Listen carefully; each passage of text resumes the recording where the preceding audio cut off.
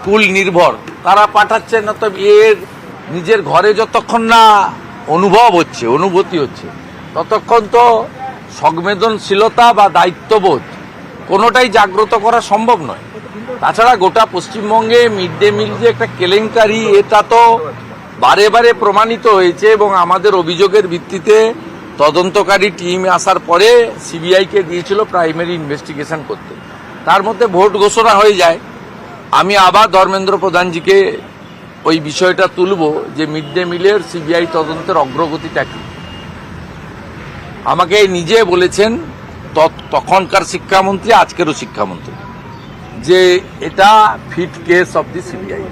এবং তারা, আমি টুইটও করেছিলাম দেখবেন এক্স হ্যান্ডেলে, যে প্রাথমিক তদন্তের ভার দিয়েছিল সিবিআইকে। এবারে প্রাথমিক তদন্ত শেষ হয়েছে কিনা, শেষ না হয়ে থাকলে তাড়াতাড়ি তদন্ত কমপ্লিট করা, এবং মিড ডে মিলের দুর্নীতির সঙ্গে সরাসরি মুখ্যমন্ত্রী নিজে যুক্ত।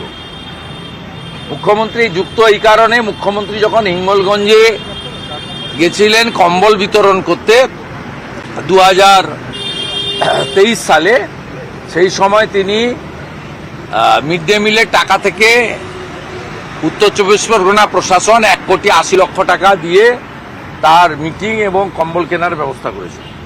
মুখ্যমন্ত্রী যখন 2022 সালে রামপুরহাটের বকটুইতে গিয়ে ক্ষতিপূরণ দিয়েছিলেন, সেই ক্ষতিপূরণের চেক রামপুরহাট 2 নম্বর ব্লকের জয়েন্ট বিডিওর সই করা মিড ডে মিলের অ্যাকাউন্টের চেক ছিল। মুখ্যমন্ত্রী যখন নেতাজি ইন্ডোর স্টেডিয়ামে করমণ্ডল এক্সপ্রেসের আহতদেরকে 20,000 টাকা করে চেক তুলে দিচ্ছিলেন অনুষ্ঠান করে, পাবলিসিটি করে, সেই চেকগুলো ভগবানপুর 1 নম্বর ব্লকের মিড ডে মিলের টাকা থেকে।